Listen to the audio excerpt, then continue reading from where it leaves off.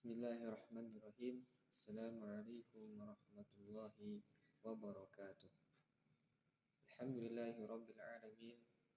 Wassalatu wassalamu ala asrafil anbiya'i wal mursalin wa ala alihi wa ashabihi wa man tabi'ahum bi ihsanin ila yaumiddin. Amma ba'd. Ikhwatu iman, perkenalkan nama saya Muhammad Fikri Hanif, mahasiswa Ilmu Hadis di STAI Persis Garut.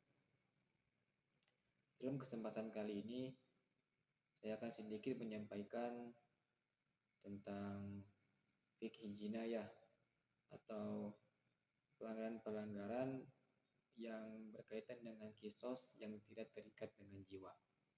Ini juga merupakan salah satu tugas mata kuliah ilmu fikih yang diampu oleh Al-Ustadz Husain Zainal Muttaqin. Ikhwatu iman, sebelum kita lanjut ke pembahasan inti, saya akan jelaskan terlebih dahulu apa yang dimaksud dengan jinayah, juga apa yang dimaksud dengan kisos. Dalam kitab fikih sunnah Said Sabi, jinayah itu berasal dari kata jana yajni, yang artinya memetik atau menuai hasil. Sedangkan jinayah menurut istilah adalah sebuah nama bagi pekerjaan yang dilarang atau diharamkan syariat lantaran mengandung bahaya terhadap agama, mengandung bahaya terhadap jiwa, mengandung bahaya terhadap akal, mengandung bahaya terhadap kehormatan, bahkan mengandung bahaya terhadap harta. Atau lebih simpelnya yaitu pelanggaran yang ada hudud atau pelanggaran yang ada kisosnya. Hudud itu suatu hukuman atau suatu ketetapan untuk menjaga haknya Allah. Sedangkan kisos itu adalah suatu ketetapan atau suatu hukuman yang ditetapkan untuk menjaga haknya anak cucu Adam. Ikhwatu iman, pembahasan selanjutnya yaitu apa itu kisos. Kisos itu diartikan menjatuhkan hukuman kepada pelaku persis seperti apa yang dilakukan kepada si korban, atau lebih simpelnya melakukan hal yang sama. Ketika seseorang membunuh, maka kisosnya dia dibunuh. Ketika seseorang memukul, maka dia dipukul balik. Nah, itu sedikit gambaran tentang kisos. Kisos itu terbagi menjadi dua. Ada kisos ala nafsi, yaitu kisos yang terkait dengan jiwa atau sampai hilangnya nyawa seseorang.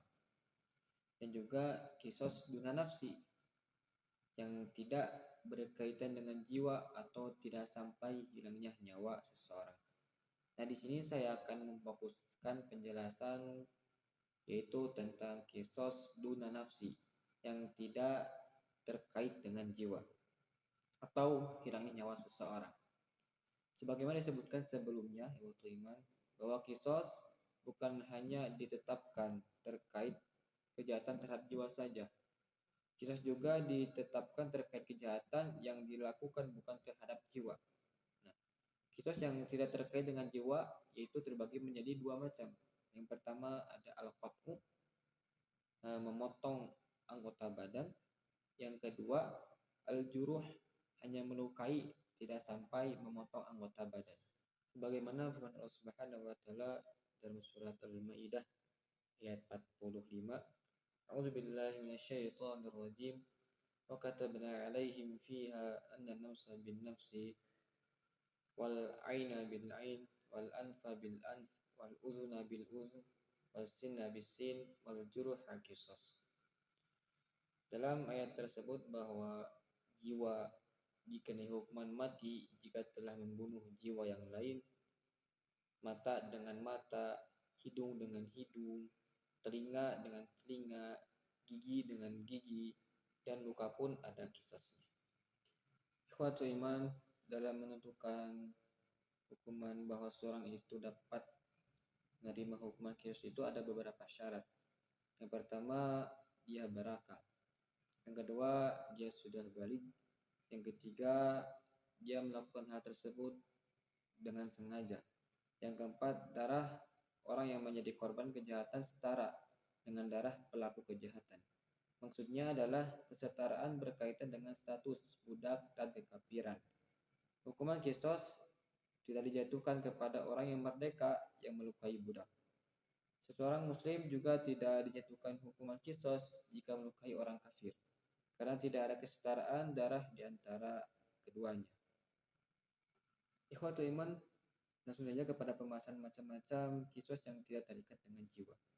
Yang pertama, kisos pada anggota badan atau al-qat'u sampai memotong anggota badan, yaitu melakukan hal yang sama kepada anggota badan karena badan memotong badan yang lain. Misal, seseorang memotong tangan orang lain, maka kisosnya dipotong seperti hal yang serupa. Namun ada aturannya. Anggota badan yang bisa dikenai hukuman kisos itu di setiap anggota badan yang memiliki persendian. Sedangkan yang tidak memiliki persendian itu tidak ada hukuman kisos karena tidak dapat disetarakan.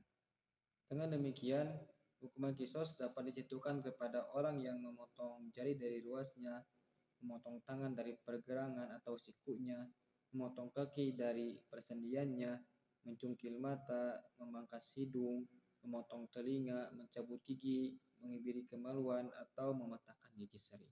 Ikhwatu iman, dalam menetapkan hukuman kisos pada anggota badan disyaratkan ada beberapa hal. Yang pertama, aman dari kelebihan eksekusi yang zalim, yaitu pemotongan harus dilakukan pada persendian atau memiliki batas akhir, karena tidak dijamin aman dari kelebihan pemotongan. Yang kedua yaitu setara dalam nama dan tempat. Tangan kanan tidak dapat dikenai hukuman potong jika kejahatannya menimpa tangan kiri. Begitupun sebaliknya.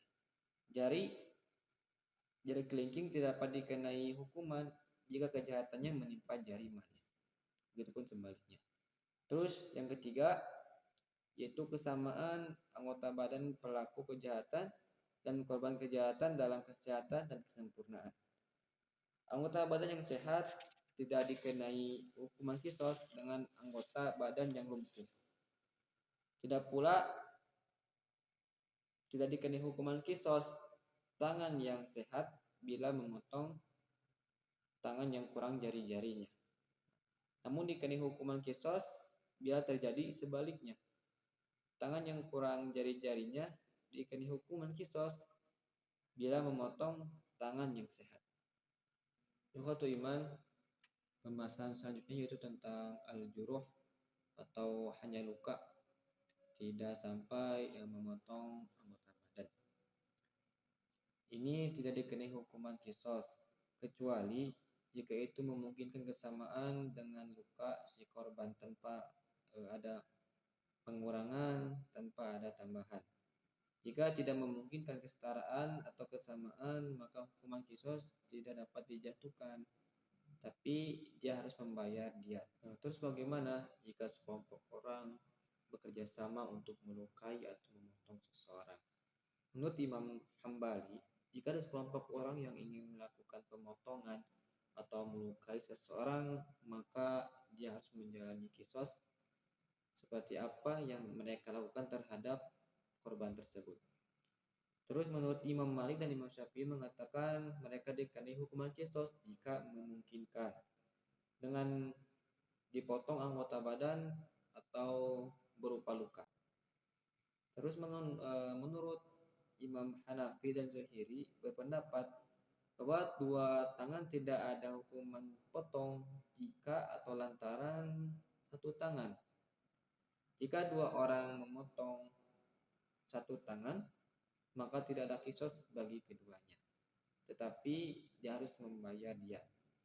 Ikhwatu iman, langsung saja kepada pembahasan selanjutnya yaitu tentang kisos terkait penamparan, pukulan, dan cacian. Seseorang boleh menuntut kisos terhadap orang yang menamparnya, memukulnya, dan mencacinya.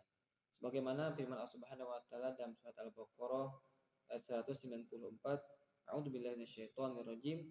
Faman i'tada 'alaikum fa'tadu 'alaihi bimisli ma i'tada 'alaikum. Siapa orang yang menyerangmu, maka seranglah dia seimbang dengan serangannya terhadapmu. Maka hal itu ditetapkannya kisos. Kisos terkait cacian yaitu tidak boleh berkaitan dengan hal yang masuk dalam kriteria yang dilarang. Seperti yang pertama, tidak boleh mengkafirkan orang yang mengkafirkannya. Yang kedua, menustakan, tidak boleh menustakan orang yang menustakannya. Yang ketiga, tidak boleh mencaci orang yang tidak mencacinya. Seperti melaknat orang tua orang lain yang melaknat orang tuanya. Namun ia boleh melaknat orang yang melaknatnya, menjelekan orang yang menjelekannya sebagaimana ketentuan kisos. Kisos terkait penamparan, pemukulan, dan cacian sudah diterapkan oleh Khulafaur Rasyidin dan para sahabat-sahabat lainnya dan juga para tabi'in. Bahwasanya mereka menjatuhkan hukuman kisos terkait pelanggaran seperti pemukulan semacamnya dengan menggunakan alat atau benda seperti cambuk, batu, bahkan tongkat. Seperti Umar menjatuhkan hukuman terkait kejahatan pemukulan dengan dicambuk. Ada yang mengatakan bahwa kisos terkait kasus ini yang dilakukan oleh Umar itu tidak diterapkan sama sekali. Karena pada umumnya kan kisos itu melakukan hal yang sama. Yang seharusnya itu ketika seorang memukul maka dipukul balik, tetapi ini malah pakai cambuk. Ya kisos tidak bisa ditetapkan, maka yang harus ditetapkan itu adalah dalam kasus ini adalah tazir. Menurut Ibnu Taimiyah, tindakan kejahatan ini pasti dikenai hukuman bisa berupa kisos, juga bisa berupa tazir. Tazir itu adalah suatu hukuman yang ditetapkan oleh seorang hakim. Terus juga ada kisos terkait kerusakan harta, seperti seseorang memotong pohonnya atau merusak tanamannya dan lain-lain. Apakah boleh menuntut kisos? Ada beberapa pendapat ulama dalam hal ini. Yang pertama, bahwa kisos dalam hal ini tidak bisa ditetapkan. Karena di suatu sisi itu perusakan, dan di sisi lain rumah dan pakaian itu tidak dapat disetarakan atau tidak memiliki keserupaan. Yang kedua, menurut ulama yang lain, dia membolehkan kisos dalam hal ini.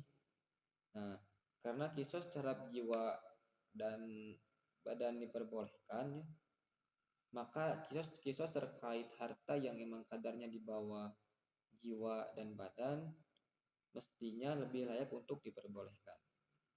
Ikhwatul iman, kita lanjut ke pembahasan selanjutnya ya, yaitu tentang ganti rugi yang serupa. Dalam hal ini para ulama sepakat bahwa orang yang menghilangkan atau merusak berupa suatu barang atau suatu makanan, maka ia harus menanggung ganti rugi yang serupa. Seperti kisah Aisyah yang pernah memecahkan bejana Sofiyah yang berisi makanan untuk Rasulullah. Aisyah bertanya kepada Rasulullah, "Apa ya Rasul kafarat atas apa yang telah aku perbuat?" Maka Rasul menjawab, "Bina'un mislu ina'in wa ta'amun mislu ta'amin." Bejana seperti bejana dan makanan seperti makanan. Hadis riwayat Abu Dawud. Para ulama berbeda pendapat terkait jika yang dihilangkan atau dirusak adalah barang yang tidak ditimbang dan tidak ditakar. Menurut madhab Hanafi dan Syafi'i, yang harus menanggung yang serupa dan tidak dapat dialihkan kepada nilainya kecuali jika yang serupa tidak ada. Madhab Maliki berpendapat bahwa dia harus menanggung nilainya, bukan barang yang serupa. Nah, ikhwatul iman, terus bagaimana jika seseorang melakukan tindakan kejahatan terhadap orang lain dengan melukai atau mengambil harta? Apakah pihak korban boleh mengambil haknya sendiri jika memang berhasil mendapatkannya kembali? Misal ada orang yang jahat kepada kita dengan melukai atau mengambil harta. Apakah kita boleh mengambilnya kembali jika memang kita berhasil mendapatkannya? Pendapat Imam Syafi'i membolehkan, tapi hanya sebagai tindakan untuk mendapatkan haknya. Suatu iman, pembahasan selanjutnya yaitu apakah suami dikenai hukuman kisos jika mencederai istrinya dengan sesuatu. Menurut Ibnu Syihab, dia harus menanggung ganti rugi cedera, dan tidak dikenai hukuman qisas. Tetapi menurut Imam Malik, jika seseorang suami melakukan tindakan kejahatan terhadap istrinya, seperti memotong tangan atau mencungkil mata dengan sengaja, maka si suami itu dikenai hukuman qisas. Ikhwatu iman, pembahasan selanjutnya yaitu bahwa tidak ada qisas pada luka hingga sembuh. Dalam hadis yang diriwayatkan oleh Ahmad dan Daruqutni, bahwa Rasulullah melarang hukuman qisas terhadap orang yang dikenai hukuman qisas yang masih terluka hingga ia sembuh. Menurut Imam Syafi'i bahwa penantian itu merupakan suatu anjuran dalam qisas. Ikhwatu iman, pembahasan selanjutnya yaitu bagaimana jika orang yang dikenai hukuman qisas itu mati. Ketika ada seorang yang melakukan kejahatan terus ia dikisos, ketika sudah ia dikisos ternyata orang tersebut mati lantaran luka yang dialami ketika dia kisos. Nah, mayoritas ulama, orang yang melakukan hukuman kisos kepada orang tersebut tidak menanggung apa-apa. Menurut pendapat ulama yang lain, jika dia mati karena luka lantaran kisos, maka keluarga pelaksana hukuman kisos harus menanggung diat karena dia membunuh dengan tidak sengaja. Ikhwatu iman, mungkin itu saja yang dapat saya sampaikan dalam video kali ini. Mudah-mudahan apa yang saya sampaikan bermanfaat bagi kalian semua. Juga mohon maaf bila dalam penyampaian saya ada kesalahan datangnya dari diri saya pribadi, kebenaran datangnya dari Allah Subhanahu wa taala. Mudah-mudahan kita bisa berjumpa kembali di lain waktu. Saya Muhammad Fikri Hani pamit undur diri. Assalamualaikum warahmatullahi wabarakatuh.